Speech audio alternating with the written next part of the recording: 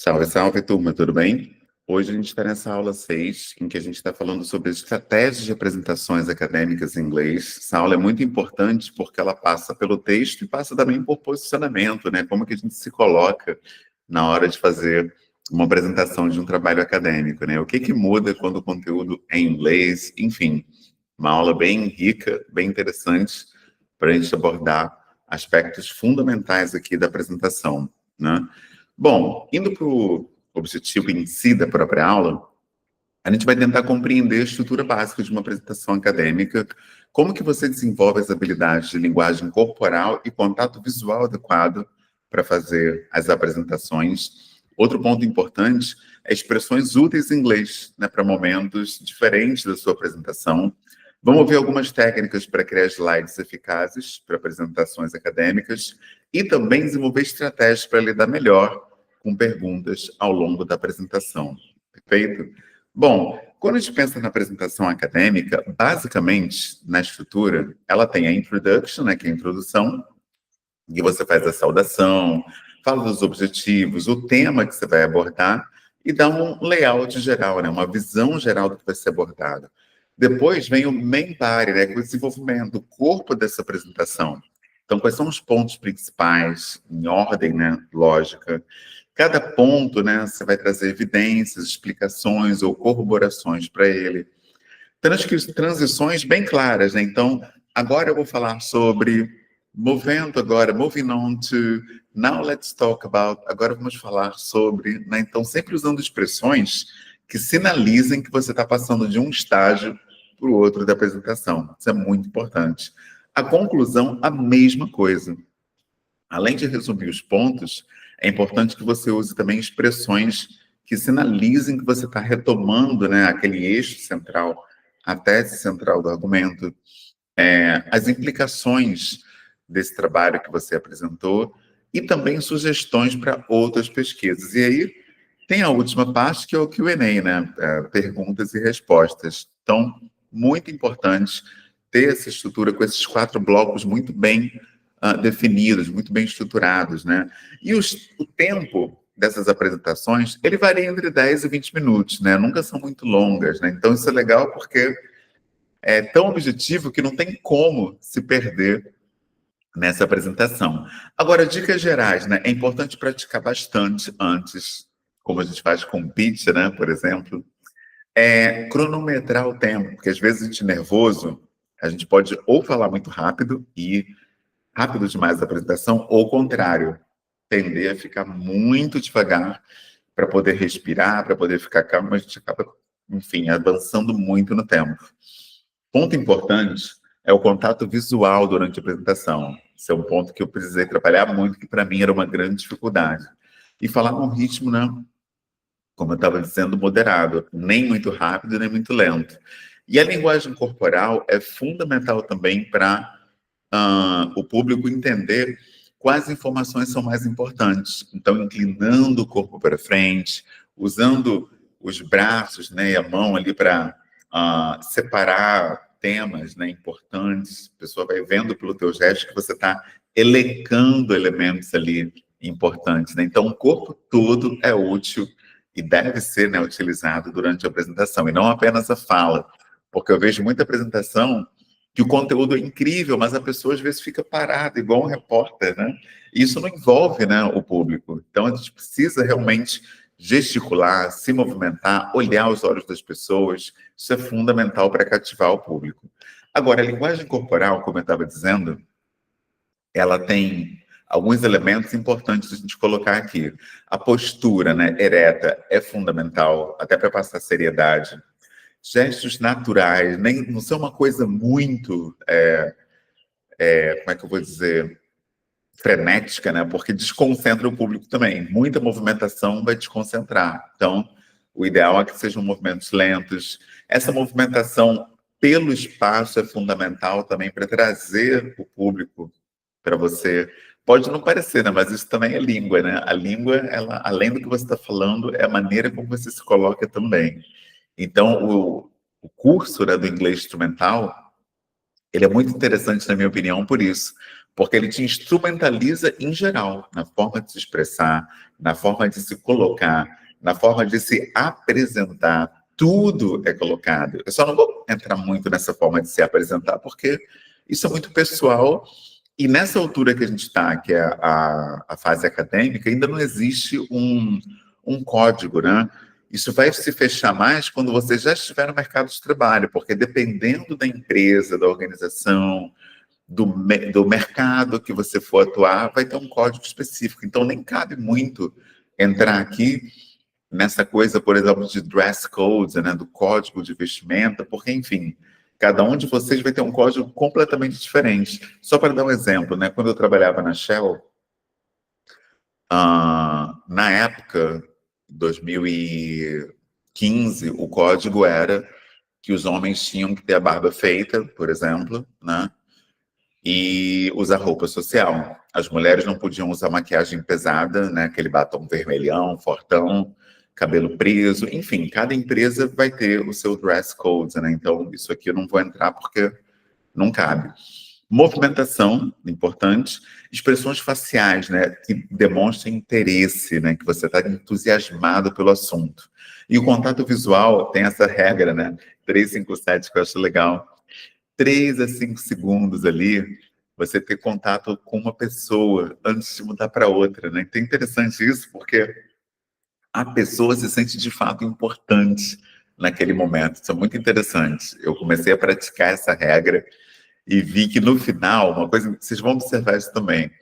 Geralmente, quando você fixa muito, né, em algumas pessoas, desses 3 a 5 segundos ao longo da fala, existe uma tendência aquelas pessoas virem no final fazer perguntas, porque elas se sentem realmente valorizadas na tua fala. Muito interessante isso. Podem fazer o teste para ver. E a distribuição, né? Você distribui o contato visual por toda a sala. Isso é muito legal, porque eu lembro que eu ficava nervoso, eu escolhia uma pessoa e passava a apresentação inteira olhando para ela. Até um ponto ficava até esquisito ali, né? Porque parecia que eu cismei com aquela pessoa, mas era porque eu escolhi alguém para me tranquilizar. E não pensava em como aquilo podia ficar esquisito para quem estava ali acompanhando, né, a apresentação. E é interessante que é isso que eu estava comentando agora, a naturalidade é importante, que eu ficava fixo numa pessoa, parecia até uma fixação, então é legal você ir variando as pessoas e também de maneira natural. Então tem algumas dicas aqui do que fazer e o que não fazer. Essa apresentação tá junto lá no Google Sala de Aula. Eu abri um, um tópico só com as apresentações, né? Com todas elas, além de um tópico só com as atividades, né, com o link das atividades para todo mundo poder fazer, tá bom? Bom, vamos lá. Outro ponto importante aqui para a gente falar são as expressões que são úteis, né? Na introdução, o famoso greeting, né, que é o cumprimento. Good morning, good afternoon, everyone. Today I'd like to present my research on, né, gostaria de apresentar a minha pesquisa sobre the aim or the purpose of this presentation is to, ou seja, o objetivo dessa apresentação é, e aí você vai para o objetivo, my talk is divided into one, two, aí você vai, né, into three parts, né, dividido em 3 partes, aí você vai detalhando as partes. First, I'll discuss, then I'll move on, finally, I'll conclude with, isso aqui é legal, né, é o signposting, quando você bota os tempos e movimentos da apresentação. Então, primeiramente, eu vou discutir, depois eu vou para, no final, eu vou concluir com, né? Agora, desenvolvimento. Let's start by looking at, então vamos começar olhando para, bacana essa apresentação, dessa maneira, né? Porque as pessoas percebem que você está tendo um respeito, né? Um zelo por elas quando você detalha o que vai fazer, para que a pessoa entenda que o tempo dela ali ele vai ser bem empregado. Now, I'd like to turn to, agora eu gostaria de ir para, as you can see from this graph, como vocês podem ver desse gráfico, nessa tabela, what is particularly interesting is that, ou seja, o que é especialmente interessante aqui é isso aí a pessoa toma mais atenção, né? Às vezes toma até nota do que você vai falar, porque ela percebe que você deu um destaque para aquela parte. To illustrate this point, let me show, ou seja, para ilustrar esse ponto, deixa eu mostrar aqui, aí você traz um que você quer mostrar, né? E moving on to the next point, ou seja, Indo para o próximo ponto. Então, o público está sempre entendendo em qual etapa você está em cada estágio da apresentação. Aí vem a conclusão, conclusion, to sum up. Ou seja, para resumir, let me briefly summarize. Deixa eu resumir aqui, né? Based on these findings, baseado nessas pesquisas, we can conclude that, podemos concluir que the implications of this research are, ou seja, as implicações dessa pesquisa são, thank you for your attention. Now I'll happy to answer questions, né? Então, obrigado pela atenção. Vou ficar feliz em responder suas perguntas. E lidando com essas perguntas, that's an excellent question. Isso aqui é legal porque a pessoa se sente valorizada, né? Essa é uma pergunta excelente.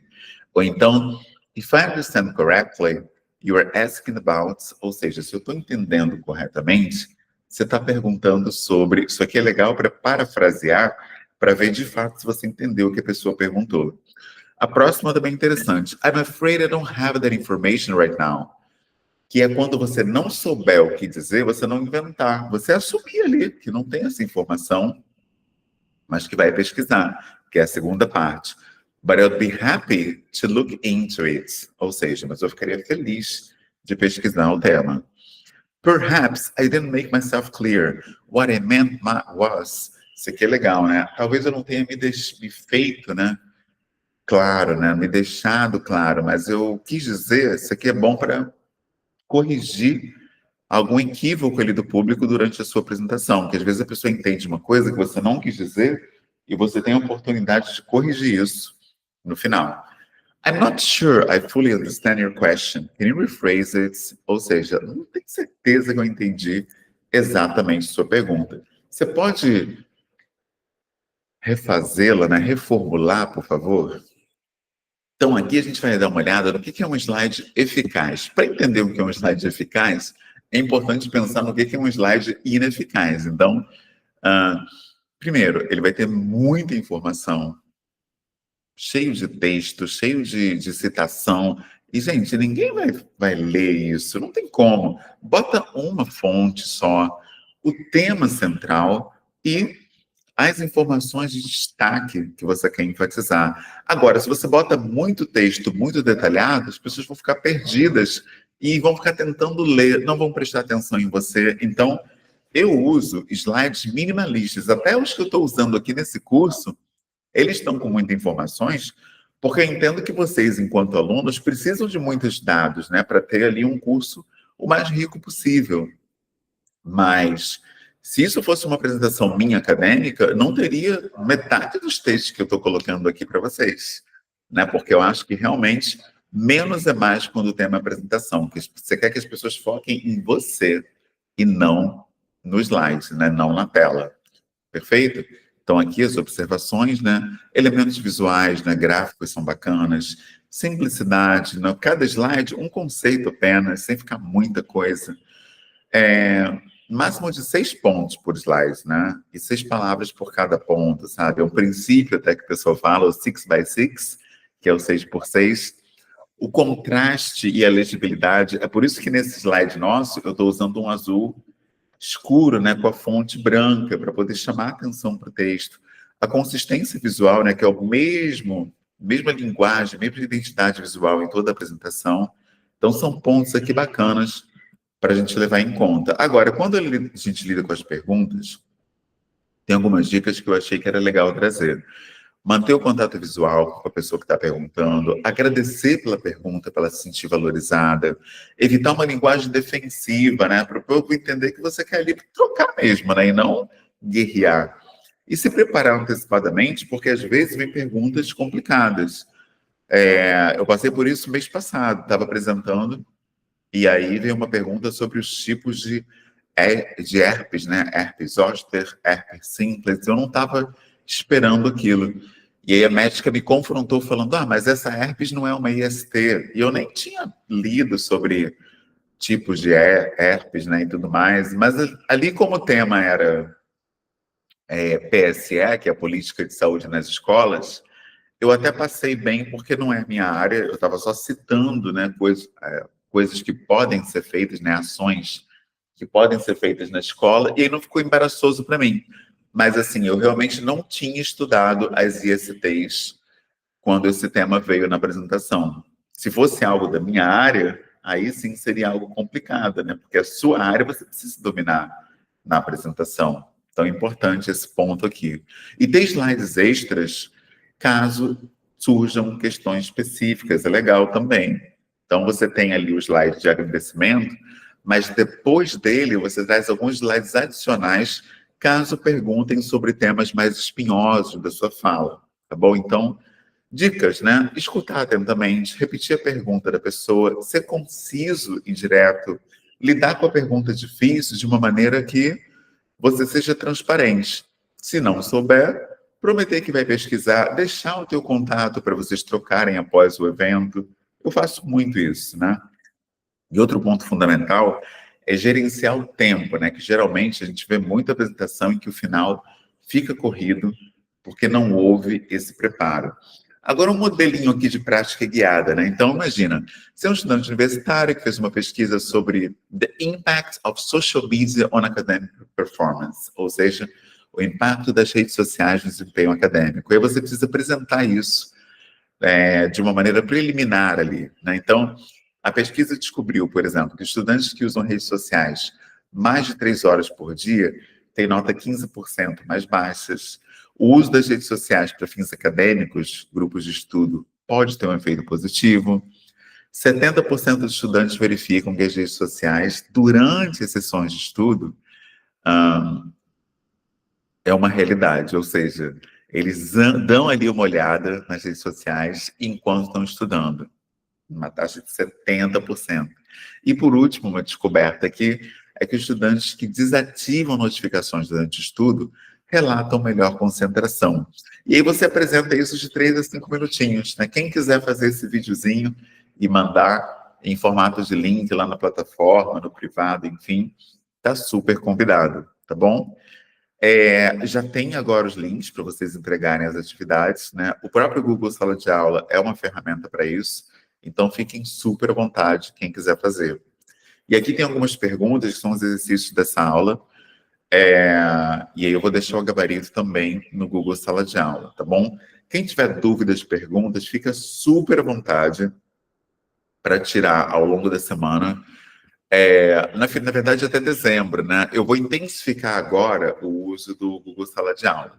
Eu deixei esse começo mais solto porque muita gente estava caminhando no próprio tempo, muita gente não podia ainda assistir às aulas. Eu estou vendo lá que o número de pessoas assistindo às aulas está aumentando agora, então eu vou fazer uma prática mais consistente ali no online, na plataforma, junto com vocês, tá certo? Bom, gratidão a todo mundo, né? Quem quiser enviar a apresentação vai ficar, assim, super atendido, né? Que eu faço questão de dar esse feedback. E essa foi a nossa aula de estratégias para apresentações acadêmicas em inglês. A gente se encontra na próxima aula. Vejo vocês na segunda-feira, às 8. See you. Goodbye.